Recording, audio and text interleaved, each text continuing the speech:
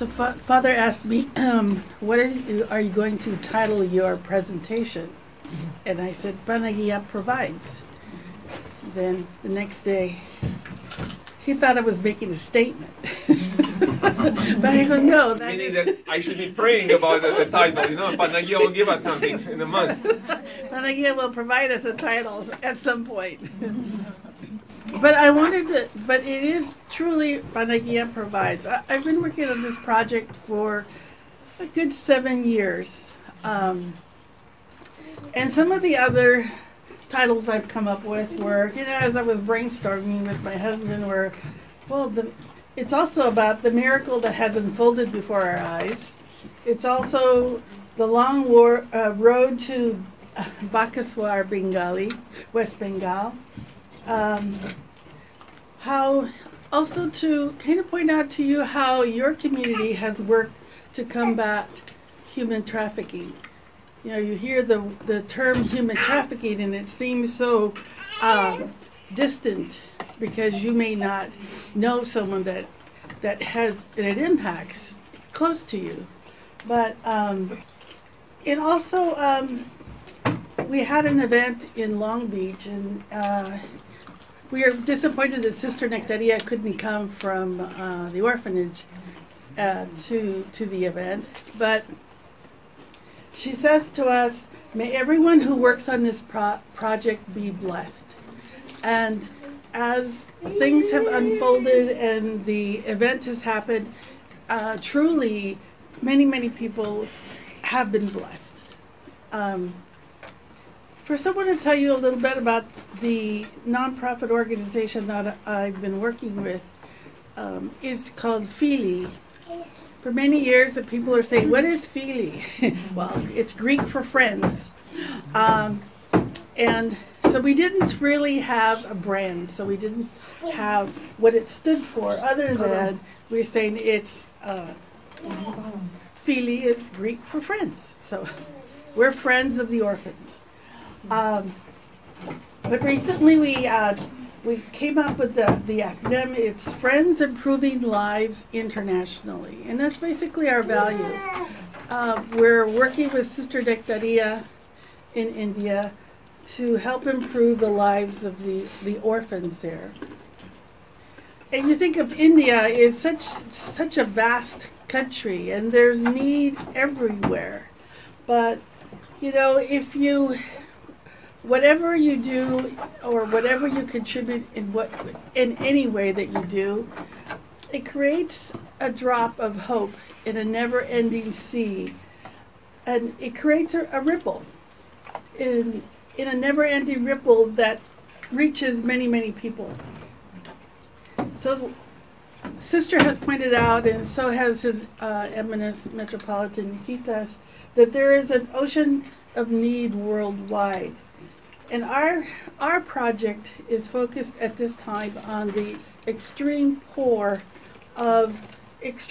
children in the village outside of Calcutta, which is where the orphanage is. The partners that we've been working with over the years are, in San Jose, there's the St. Basil Orphanage Fund. I don't know if many of you have heard of the St. Basil Orphanage Fund that started in 2010. And we, as Phili and St. Basil Orphanage Funds, are nonprofits here in the United States. And we work directly with the nonprofit in India, the Philanthropic Society of the Orthodox Church. And it was founded by a priest, and Sister Nectaria is a director of social services there.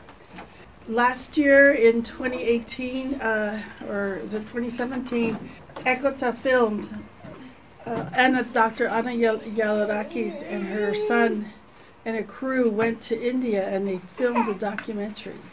So it's also available online that you could see at any time. You watched it here last year. Oh, you did, right.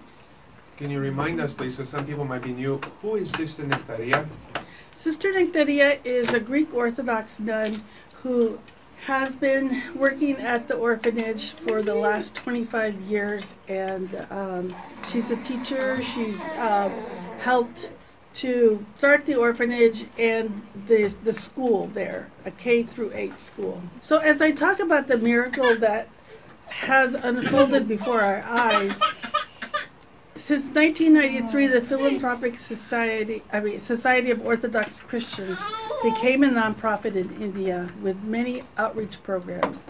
The most impactful outreach is the Theotokos Girls Orphanage, which was blessed by His Eminence Metropolitan Nikitas in 1999. It is a refuge and a safe place for learning. It provides food and shelter and an education to break this cycle of poverty in that area outside of Calcutta. They started the St. Ignatius English Medium School, which is K through 8, which also has a very good reputation there locally. There are many applicants, so a sister has 100 positions open for students. She'll get 400 applications, so she's very select. The plan for the orphanage is always to become self-sustaining, and they do that by opening up the school to the local children and getting tuition. So right now they have about 625 plus children there, and of those children 150 are orphans, and they are all living with the other children in the boarding house, because in India they board children, and they also have a lot of day students that come in. As the children get older, the need for the Orthodox high school has become very important. So what's happened is after 8th grade, the children have to be sent outside of of St. Ignatius School. So that's costly for the orphanage, and also there aren't. I think Sister Nectaria is the only Orthodox church, only Orthodox school there in that area. So they have parochial education, but it's many different in other denominations. So in 2017, through the generosity of a local contractor who loaned the PSOC the funds of $1.8 million to start the school. So this is a picture of the campus here. You'll see the guest house, the church, the dormitory, and the school. And this is the plan for the new school back here, for the new high school. In 2015, we worked with Upwork. I don't know if you're familiar with it. It's an online place where you can get contractors to do jobs. So we had a typical blueprint, and we wanted to give it some life, so we put it up on Upwork. And it turns out that the engineer who took the job was an Orthodox and from the Ukraine, and he gave us a three-dimensional building or a view of the school. So in 2017, they broke ground, and their sister at the groundbreaking, and it has quickly within the last year being built. So these top two are computer-generated images about what they will look like when it's done. Yeah. Yep. How much money did they start with? Sister didn't have much money to give them. It is a local engineer who's Catholic, and another engineer, but I don't know what religion he is, but he is not Christian or Orthodox. So despite the fact that the orphanage didn't have the money, they took the project. They took the project because he has seen the impact that Sister in that school, the orphanage, have had in the local community, and they have faith in her, and they have faith in us that we will finish this project. So, as you can see, this is what it looked like 4 or 5 months ago. And this is a couple of months ago, and we just got this picture on March 16th. So the cross lights up, as you can see. It's very visible. So on May 4th, God willing, there's a few Feely board members, which I'm a part of, are going and will be attending the opening of the first floor. So right now things are pretty rough. There's still electrical work being done. So we're dedicating 2019 as the year to finish and furnish the school. And I wanted to let you know that you as a community have helped Sister combat human trafficking. Calcutta is a hub of human trafficking because of all the extremely poor children and the number of abandoned children. And your acts of kindness have made a big contribution towards that battle against human trafficking. And the way you've done it, your community is Orthodoxy in action, and the way you've done it is allowing the missions ministry of St. Nicholas, which I was a part of, to come here and give us a booth for no charge at all for the last few years. And we've done face painting. At the Greek festival, that is. Yes, the food festival, yes, and in Monterey. So through face painting, henna, the photo booth, and the fishing booth, we have brought in the kids, and through these kids we've helped spread awareness of the project and the cause. As Sister Nectaria, because she couldn't be here, she has said to us to please tell everyone that whoever works on this project, may they be blessed. So as I said, 2019 will be the year to finish and furnish. The Metropolis is behind this big project.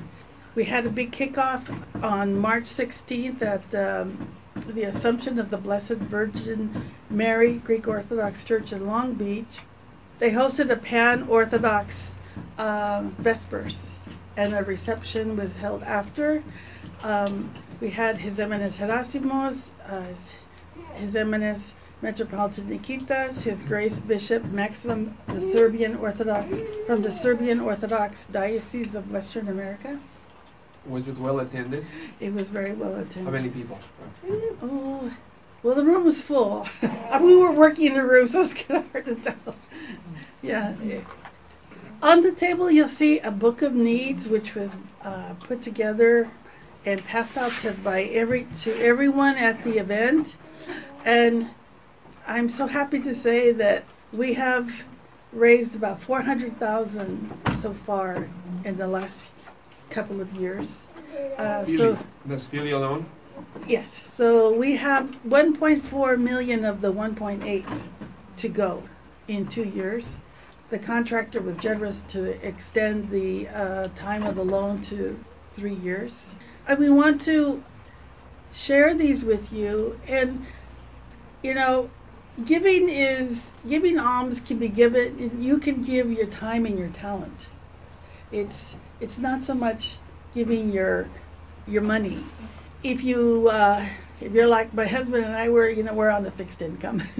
So what we do is we give our time and talent to make people aware of the project. If you would like to find out more about it, you could go to our website, feelyinc.com. If you would like to watch the film, there's EKOTA. There's our Facebook pages. So one way to help is if you know people or organizations or places that you can request grants, if you know organizations that could donate items for the schools like computers or even uniforms or desks or anything or books that a school would need, please let us know. Send us an email. I'll be leaving some remit envelopes. We have the website for online donations.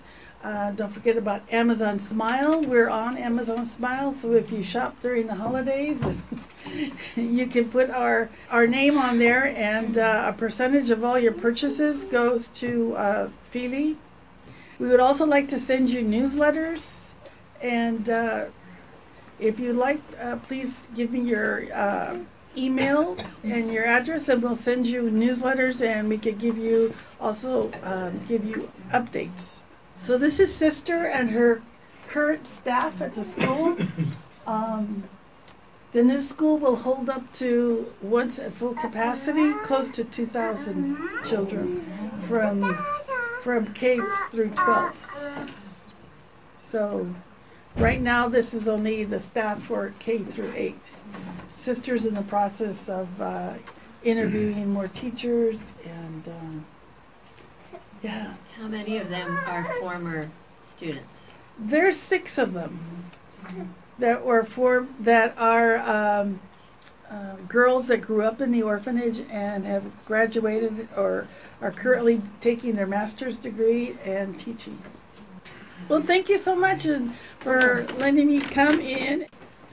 Thank you so much for coming. Thank you.